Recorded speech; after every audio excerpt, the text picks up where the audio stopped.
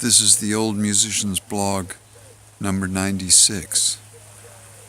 I'm out here watering the garden, as you can see there, and I'm trying to make up my mind about how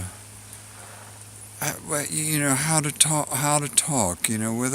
Whether it's a good idea to talk extemporaneously and to find out where a conversation, a subject, an idea would lead me, and perhaps end up nowhere, or to think about what to talk about in advance, and then elaborate upon that, and that seems to be the quality content way of doing things. Seems to be to decide beforehand, to organize, to curate, and to make a finished product. And yet somehow my heart seems to prefer to lead me on a more undefined journey where a subject might reveal itself in the process of thinking about it, of talking about it,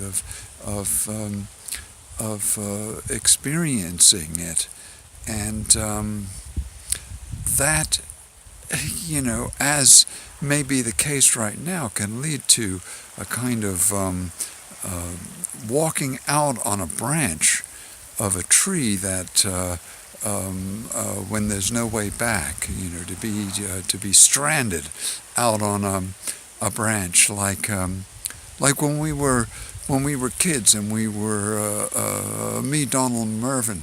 We were climbing up the big pine at Summerhill, and it was a strange tree that one of the kids years before, called Paulie Vaughn, had fallen out of and cracked his skull because there was underneath it some old pieces of railway line and hard metal. And the tree was a very unusual looking tree because it had a thick trunk and then these branches that came out of it, as though maybe it had been pruned or something at one time.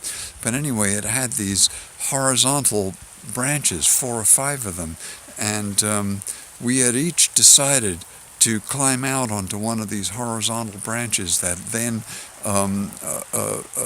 went up and became this pine with these various forks, all from this one trunk.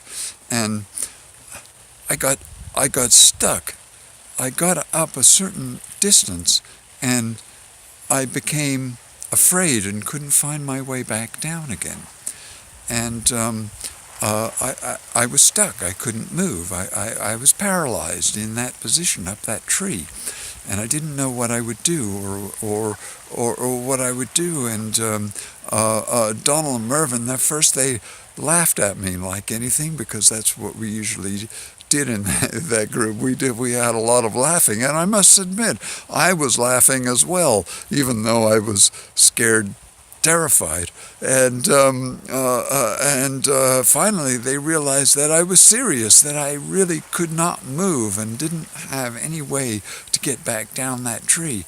And they climbed down off their branches and came down to the middle of that pine, and they kind of coaxed me down, and somehow or another I managed to get down off of that tree. And I remember sitting on the ground, on one of those pieces of railway line, shaken like a leaf, and